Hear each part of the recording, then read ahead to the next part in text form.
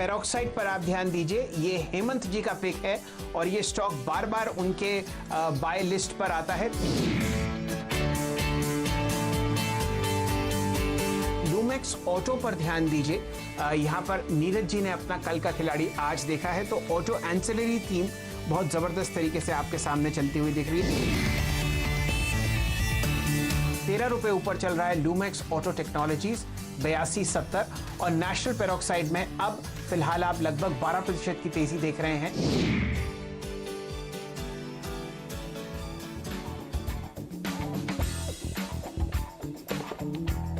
जी हाँ, और ये दोनों स्टॉक्स देखिए कल हमने कल का खिलाड़ी आज में सुझाए थे, तो 3:15 बजे के आसपास नीरज और मैं एक एक स्टॉक ट्वीट करते हैं और उसके बाद चैनल पर उसके ऊपर डिस्कशन भी होता है और हम आपको बताते हैं कि ये वो शेयर हैं जो हमें पसंद आ रहे हैं और आज हम आपको बताते हैं क्यों पसंद आ रहे हैं ये दोनों ही स्टॉक्स और अगले टारगेट्स क्या हैं इन शेयरों के लिए। तो आज भी इन दोनों शेयरों को हमने अपनी टीम में शामिल किया है और जनरली इसको हम ओपनर का दर्जा देते हैं। तो ये हैं कल के खिलाड़ी, आज जरूर देखा करिए 3:15 बजे। हालांकि एक कंप्लेन है कि ट्वीट करते ही भाग जाते हैं शेयर, तो देखिए ये हमारे हाथ में नहीं है क्योंकि दर्शक जो हैं इनको खरीदने की शुरुआत कर देते हैं जैसे ही ये ट्विटर पर आते हैं। लेकिन अच्छी कंपनियां हैं, आगे अच्छा रिटर्न आपको ये कमा कर देंगे, ये बात तो पक्की है और मजबूत ओपनर्स हैं।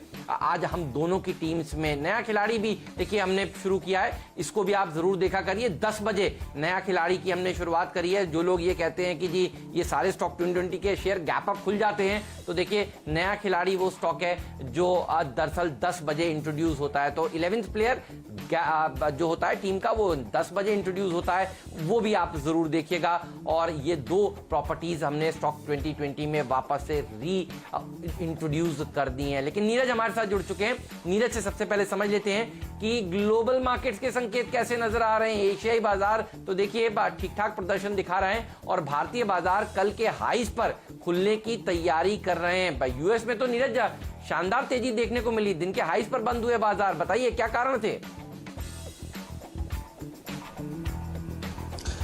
देखिए दुनिया भर के जो सेंट्रल बैंक्स हैं वो बहुत अच्छी खबरें लेके आ रहे हैं। जापान भी कह रहा है कि वो अपना जो स्टिमुलस है उसको लगातार जारी रखेगा और जितनी ज़रूरत होगी उतनी रकम उतनी पूंजी वो मुहैया कराएगा, तो एक बड़ा पॉजिटिव सेंटीमेंट वहाँ से बना। दूसरा, यूरोपियन यूनियन की तरफ से भी ऐसे ही संकेत मिल रहे हैं कि वहाँ पे भी कंपनियों की मदद के लिए सेंट्रल बैंक्स पूरी तरीके से तैयार हैं। तो ये दो बड़े कारण हैं जो इसकी वजह से सिस्टम में या बाज़ारों में एक अच्छी तेज़ी बन रही है, क्योंकि जो कोरोना की वजह से चिंता पैदा हुई है कि इकनॉमी को दिक्कत हो सकती है, लिक्विडिटी का क्रंच हो सकता है, उसके लिए सेंट्रल बैंक्स पूरी तरीके से तैयार हैं।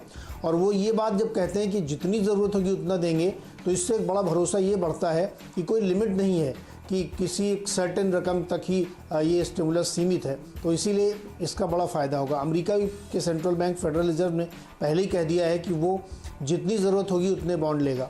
तो ये जो सेंटिमेंट है पॉजिटिव होता है इससे। दूसरा, जो कोरोना का मामला है वहाँ पे भी अब धीरे धीरे ट्रेंड जो बनता हुआ दिख रहा है, वो लग रहा है कि शायद अब कम हो रहे हैं नए मामले, डेथ्स कम हो रही हैं, तो उसका भी एक असर देखने को मिल रहा है। तो मोटे तौर पे मैं कहूँगा कि सेंट्रल बैंक की तरफ से जो ये एनकरेजिंग बयान आ रहे हैं, जो एनकरेजिंग स्टेटमेंट और पॉलिसी अनाउंसमेंट हो रहे हैं, उसकी वजह से बाजार में तेज़ी चल रही है और इसीलिए अमेरिकी बाजार में कल बढ़िया मजबूती देखने को मिली।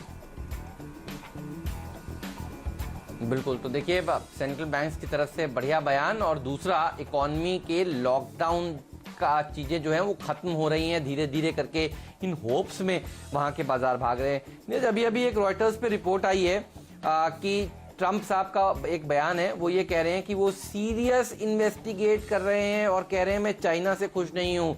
जर्मनी की तरफ से भी देखिए इस तरह के बयान आ रहे हैं। ये अगर चाइना का नुकसान होता है तो देखिए भारत का फायदा होगा, ये बात तो पक्की है। और भारत को देखिए मैन्युफैक्चरिंग का हब बनाने की जो कोशिश हो रही थी, मेक इन इंडिया की जो कोशिश हो रही थी, मुझे लगता है कि आज फिर केमिकल सेक्टर फोकस में रहने वाला है। और इस सेक्टर के लिए लक्ष्मण रॉय ने एक बहुत बढ़िया एक्सक्लूसिव खबर भी ब्रेक करी है। सरकार बड़े इंसेंटिव्स दे सकती है। मैंने आज इसलिए केमिकल सेक्टर को चुना है। लक्ष्मण को हम शो में जोड़ते हैं, उनसे भी समझेंगे कि पूरी उनकी एक्सक्लूसिव खबर क्या है। लेकिन आज 10 के 10 केमिकल केमिकल शेयर है मेरी टीम में। इस सेक्टर पर हम काफी समय से बुलिश रहे हैं और इस सेक्टर के लिए फंडामेंटल सुधरते जा रहे हैं। मैं हर रोज 2 या 3 बातें ऐसी देख लेता हूं जिससे मुझे और भरोसा होने लगता है कि ये केमिकल शेयर आउट परफॉर्मेंस दिखाएंगे। तो आज बहुत सारे केमिकल स्टॉक्स हैं मेरी टीम में। ये बताइए आपने कैसे टीम बनाई है? क्या खबरों पर फोकस है, बल्लेबाजों पर फोकस ज्यादा है, या कुछ गेंदबाजों को भी जगह दी है?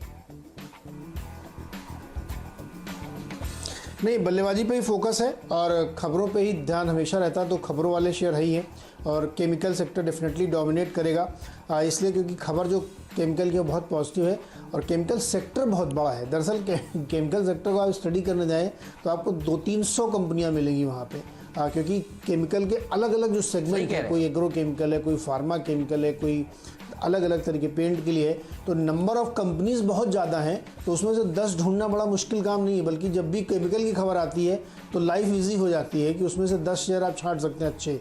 तो इसलिए बहुत सारे शेयर हमारी टीम में भी आपको केमिकल वाले मिलेंगे।